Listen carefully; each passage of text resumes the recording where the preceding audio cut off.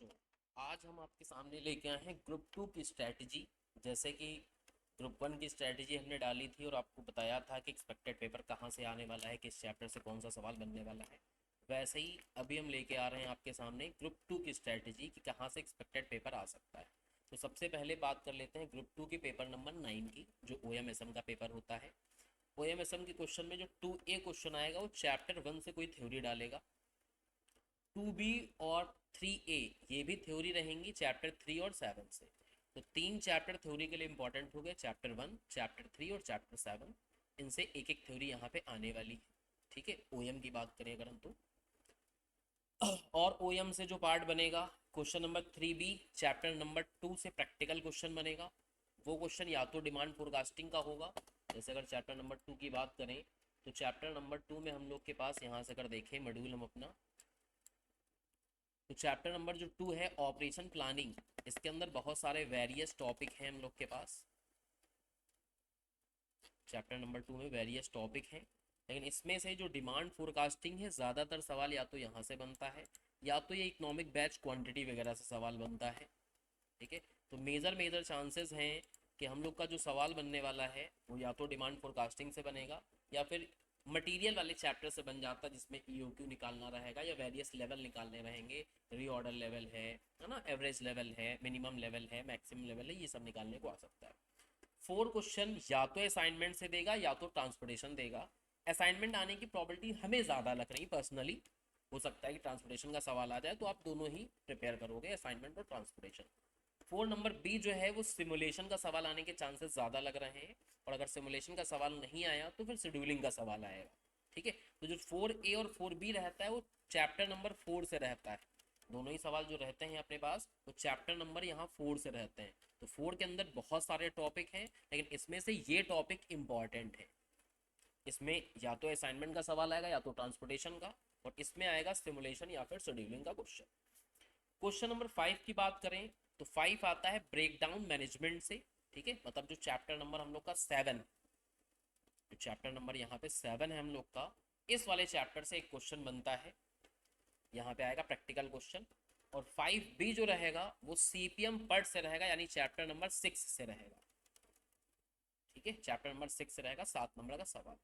इसके बाद 6, 7, 8 ये सब थ्योरी होती है जो आपकी आती हैं एसएम वाले टॉपिक से, स्ट्रैटेजिक मैनेजमेंट वाले टॉपिक से।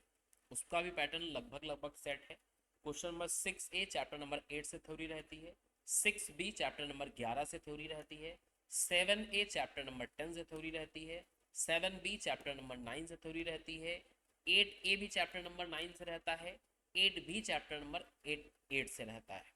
ठीक है, तो यानी 8 से 2 सवाल आएंगे, 9 से 2 सवाल आएंगे, और 10, 11 से एक एक सवाल बनाया जाता है। तो अगर ये 4 चैप्टर आपको ये क्वेश्चन करने हैं, थ्योरेटिकल वाला पार्ट करना है।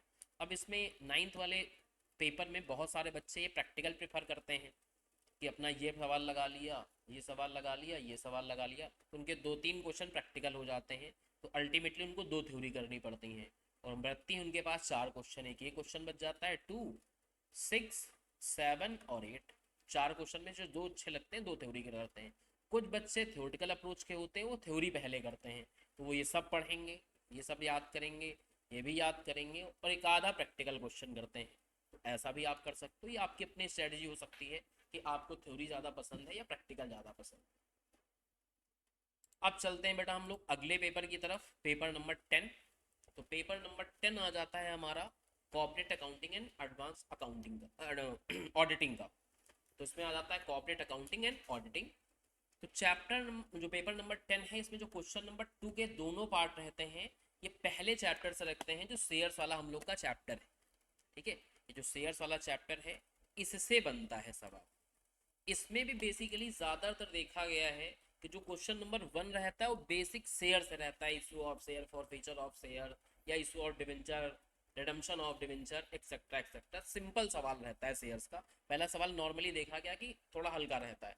दूसरा वाला जो शेयर का सवाल रहता है वो थोड़ा सा कठिन टॉपिक में आता है, जैसे अंडर राइटर्स हैं, बाईबैक हैं।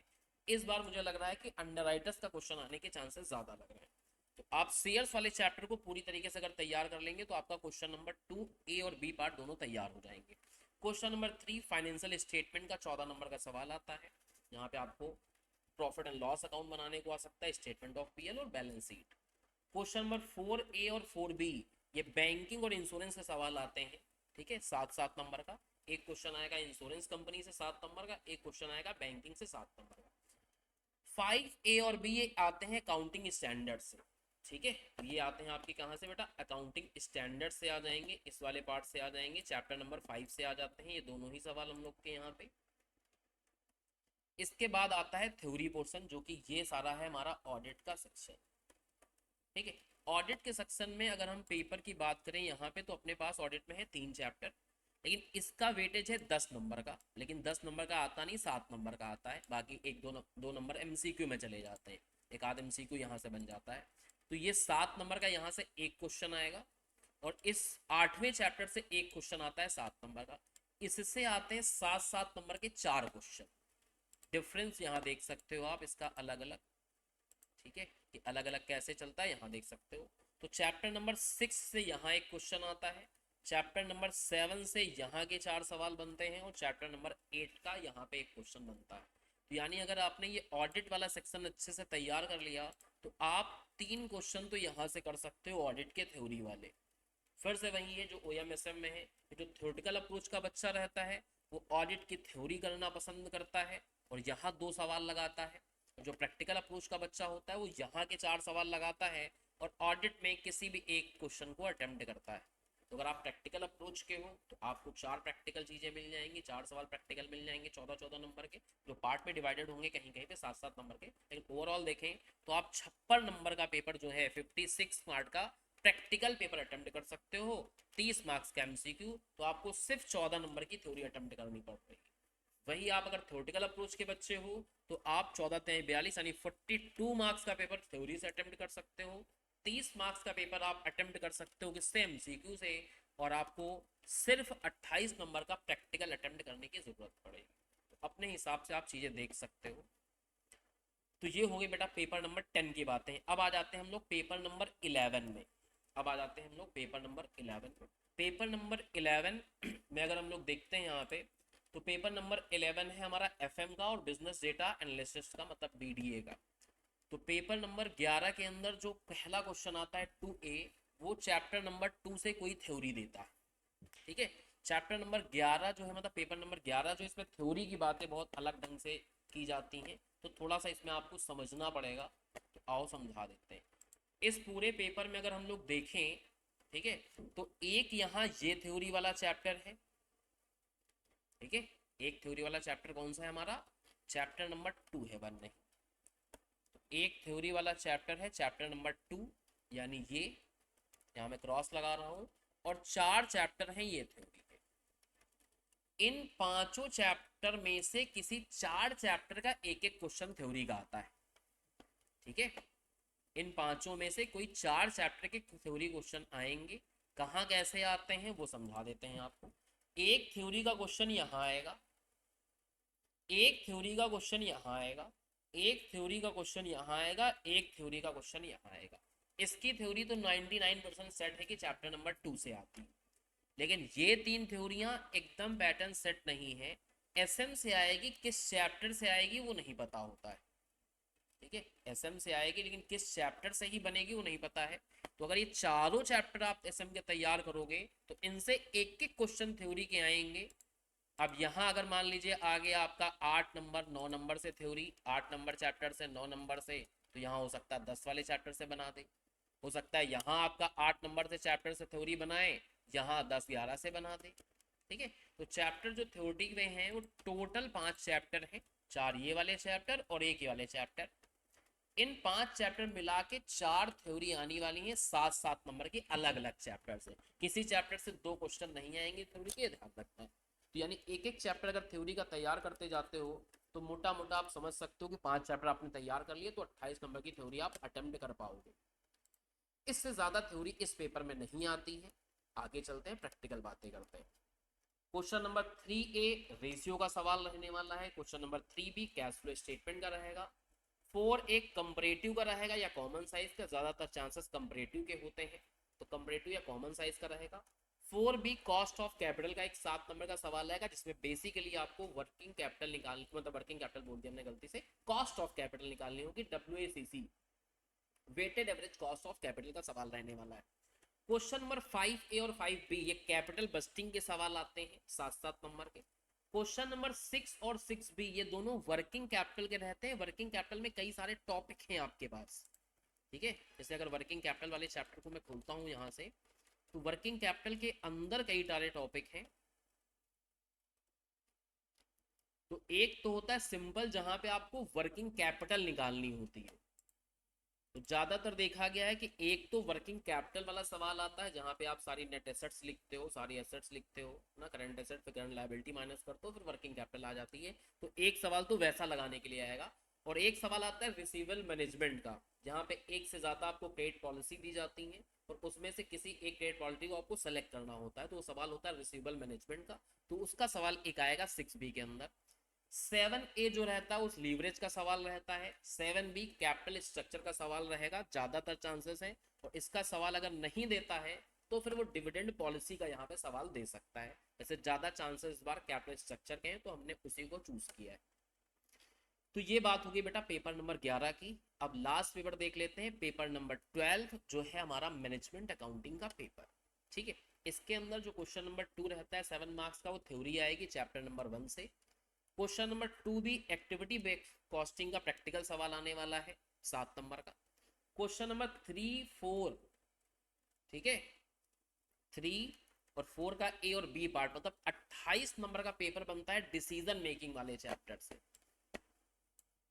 ठीक है। जो डिसीजन मेकिंग वाला चैप्टर है, ये 3 चैप्टर है, इनका वेटेज 30 नंबर है, तो 28 नंबर का पेपर बनता है। इसमें ये जो चौथा चैप्टर है डिसीजन मेकिंग, जिसमें आप करते हो बेसिकली, इसका एक बड़ा सवाल आता है 14 नंबर का।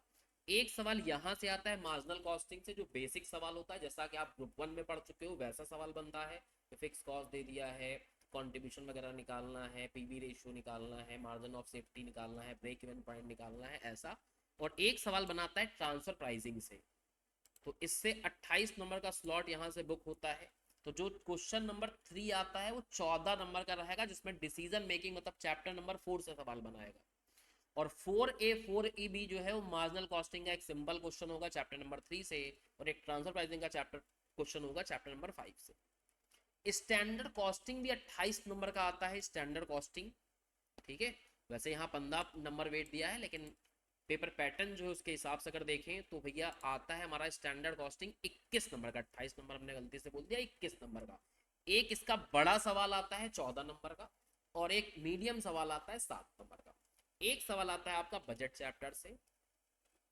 डिविजनल परफॉर्मेंस मैनेजमेंट के अंदर कई सारे टॉपिक हैं, उनसे 3 सवाल देखे गए हैं, ठीक है।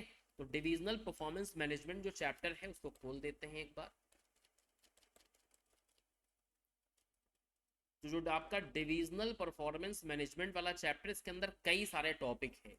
एक टॉपिक है हमारा ये ईवीए वाला, एक टॉपिक है लर्निंग कर्व वाला, एक टॉपिक है आरओआई या रेसिडुअल इनकम वाला, एक टॉपिक डूपॉन्ट है, और एक बैलेंस कार्ड जिसमें थ्योरी है।